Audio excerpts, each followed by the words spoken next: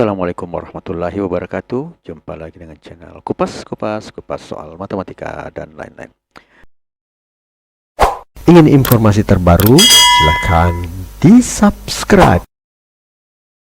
Kali ini kita akan membahas tentang soal CPNS untuk tahun 2024 dengan tema tes intelijensi umum bagian penalaran analitis part 10, ada soal HOTS. Nah, ini adalah soal yang pernah disajikan oleh video beberapa lamanya ya. Jadi baru kita jawab. Ya, nomor 5. Urutan nilai dari 5 siswa yang mengikuti seleksi Olimpiade Matematika sebagai berikut. Nilai Abdullah lebih tinggi dari Indro, nilai Obi lebih tinggi dari Abdullah, nilai Yuslan lebih rendah dari Abdullah, tetapi lebih tinggi dari Indro, dan Nirwan memiliki nilai yang paling tinggi. Urutan siswa dari yang memiliki nilai terendah adalah A. Indro, Abdullah, Yuslan, Obi, dan Nirwan. B. Indro, Abdullah, Obi, Yuslan, dan Nirwan. C. Indro, Yuslan, Abdullah, Obi, dan Nirwan. D. Nirwan, Obi, Abdullah, Yuslan, dan Indro. Dan E. Nirwan, Abdullah, Obi, Yuslan, dan Indro. Kita jawab. Nilai Abdullah lebih tinggi dari nilai Indro, berarti kita bisa tulis Abdullah lebih besar daripada Indro. Jadi tanda lebih besar di sini ya, itu adalah tanda bahwa Abdullah itu lebih tinggi nilainya daripada Indro. Kemudian nilai Obi lebih tinggi dari Abdullah, berarti nilai Obi bagian sini ya lebih besar daripada Abdullah. Selanjutnya Yuslan lebih rendah dari Abdullah, tetapi lebih tinggi dari Indro. Dan Nirwan memiliki nilai yang paling tinggi. Berarti karena Yuslan lebih rendah dari Abdullah dan tapi lebih tinggi dari Indro, maka berubah bentuknya seperti ini. Ya, Yuslan dulu, kemudian Indro. Nah, terakhir Nirwan memiliki nilai yang paling tinggi, berarti di sini dia Nirwan. Karena di sini dikatakan urutan siswa yang memiliki nilai terendah adalah, jadi nilai terendah yang pertama disebut, kemudian sampai nilai tertinggi. Maka untuk nilai terendah itu adalah Indro, Yuslan, Abdullah, Obi, Nirwan. Berarti Indro, Yuslan, Abdullah, Obi, dan Nirwan. Berarti yang benar itu adalah jawabannya C. Selanjutnya kita dengan soal baru ya. 6. Orang yang memiliki terdiri dari Ali, Billy, Cana, Dina, Eka, dan Farah mengikuti tryout di X Bimbel CPNS. Mereka mengikuti TO 1 kali seminggu dengan ketentuan sebagai berikut. Eka TO pada hari Senin. Ya, tryout ya. Kemudian karena tidak bisa TO pada hari Selasa, Rabu, dan Sabtu. Ketiga, hanya Billy dan Farah yang TO pada hari yang sama. Keempat, tidak ada yang TO pada hari Jumat. Nah, di sini pertanyaannya, jika Farah mengikuti TO pada hari Sabtu, maka pernyataan salah adalah A. Eka TO pada hari Senin, B. Dina TO pada hari Kamis, C. Billy TO pada hari Sabtu, D. Ali TO pada hari Selasa dan Rabu, dan E. Kana TO pada hari Kamis. Nah, ini merupakan soal prediksi ya, atau soal latihan. Kita jawab. Kita identifikasi dulu informasi kunci. Jadi informasi kuncinya ini semua ya, yang mengikutinya siapa 1 kali seminggu. Nah, ini kuncinya 1 kali seminggu juga. Ini kunci kata Senin, Kananya, dan seterusnya. Ini seperti yang saya bacakan tadi. Nah, selanjutnya kita menggunakan logika ya. Itu dengan membentuk tabel seperti ini. Senin, Selasa, Rabu, Kamis, Jumat, Sabtu, Minggu. Kemudian Ali, Billy, Kana, Dina, Eka, dan Farah. Yang pertama, Eka TO pada hari Senin. Jelas ya, jadi kita mulai dari yang jelas. Jadi Eka TO pada hari Senin ya. Karena tidak bisa TO pada hari Selasa, Rabu, dan Sabtu. Oke. Kemudian hanya Billy dan Farah TO pada hari yang sama, belum kita tentukan di sini. Kemudian tidak ada yang TO pada hari Jumat dan Minggu. Nah, dari sini bisa kita lihat bahwa karena tidak mungkinlah dia TO pada hari Senin ya, karena Eka sudah TO pada hari Senin. Kemudian yang hari lainnya juga, Jumat dan Minggu tidak bisa, hari Sabtu juga tidak bisa ya, Selasa, Rabu, dan Sabtu. Satu-satunya tempat Kana bisa TO adalah pada hari Kamis, ya. Nah, dari sini kita bisa lihat Eka di jawabannya, jadi kita tidak perlu isi dulu Billy Farah ya, langsung kita lihat saja pada pilihan. Eka TO pada hari Senin, betul. Nah, Dina TO pada hari Kamis. Nah, Dina itu tidak jelas ya, belum ada penjelasan di sini. Yang jelas itu adalah karena pada hari Kamis, jelas ya. Maka Dina TO pada hari Kamis adalah hal yang salah. Nah, otomatis hal yang lain adalah yang benar. Sehingga jawaban yang tepat di sini adalah B. Dina TO pada hari Kamis. Selanjutnya nomor yang kedua. Bambang, Rahman, Iming, Usman, Ani, Aziz, Nanang, Aris, dan Sinex makan bersama di sebuah warung yang menjual soto dan sate. Mereka makan di meja bujur sangkar di mana setiap sisi diisi 2 orang. Jadi karena 2 orang berarti ada 8 ya. 1, 2, 3, 4, 5, 6, 7, 8. Jadi ada 8 orang ya. 3 orang dari mereka memesan sate dan tidak duduk bersebelahan. Bambang dan memesan soto dan duduk berseberangan dengan Aris yang memesan sate. Usman dan Aziz duduk di antara Iming dan Aris. Rahman duduk di antara Iming dan Bambang. Nanang memesan sate, demikian pula teman yang duduk di seberangnya. Siapakah yang duduk di seberang Nanang? Apakah Aziz, B. Iming, C. Usman, D. Rahman, dan E. Sinex? Kita lihat jawabannya. Jadi sebelumnya itu kita identifikasi dulu informasi kunci yang bisa diambil. Pertama adalah orang-orang yang ikut yang makan pada saat itu, yaitu Bambang, Rahman, Iming, Usman, Aziz, Nanang, Aris, dan Sinex. Selanjutnya informasi yang lain itu soal ini ya. Jadi kita tidak perlu baca karena sudah dibaca tadi, tinggal nanti kita melihat setelah kita mau menggunakan logika. Kemudian kita gunakan logika. Karena ini adalah mejanya bentuk segi 4, jadi kita buatlah meja segi 4 dengan ada 8 kursi. Yang pertama tadi adalah pertama ini 3 orang mereka memesan sate dan tidak duduk bersebelahan ya. Itu juga satu kunci. Nah, Bambang memesan soto dan duduk berseberangan dengan Aris yang memesan sate. Nah, kita anggap karena dia berseberangan berarti Bambang di sini, Arisnya di sini. Nah, bisa juga di sini, cuma di sini bisa kita tempat yang jelasnya dia berseberangan ya. Anggaplah di sini dia berseberangan, Bambang dan Aris. Bisa saja di sini di tempatnya juga ya, tidak ada masalah. Nah, Bambang kemudian Aris. Nah, setelah itu Usman dan Aziz duduk di antara Iming dan Aris. Usman dan Aziz duduk di antara Iming dan Aris. Maka bisa kita bentuk seperti ini. Aziz, Usman, Iming. Jadi Iming,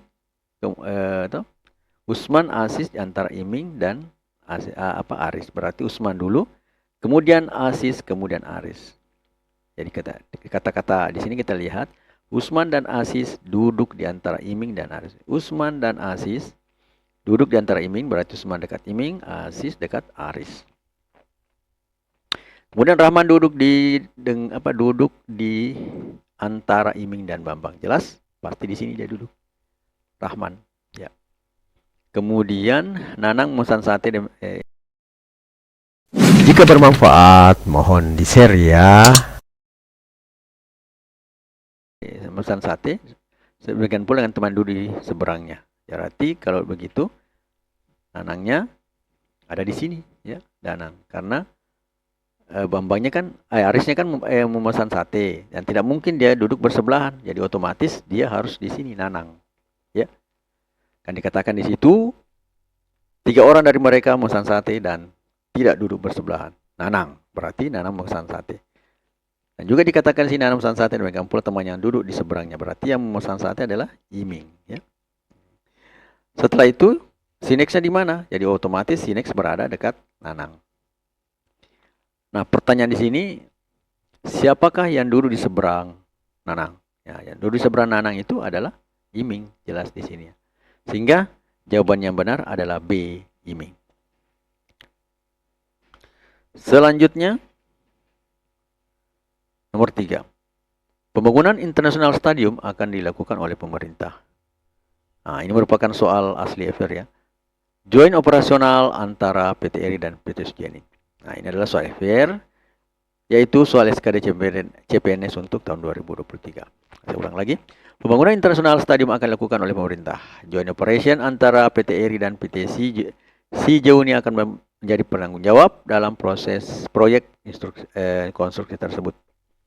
Pekerjaan pembangunan internasional stadium akan dibagi menjadi 6 jenis pekerjaan, yakni A, B, C, D, dan F, D, E, dan F. 6 jenis pekerjaan harus dilakukan dengan ketentuan sebagai berikut.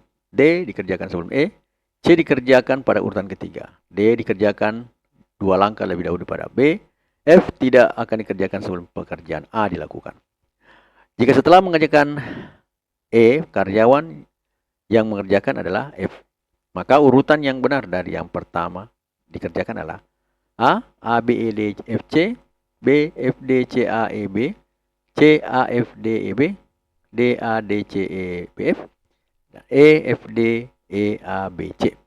Nah, kita jawab. Kita identifikasi informasi dulu. Identitas jenis pekerjaan jelas A, B, C, D, dan F, ada 6.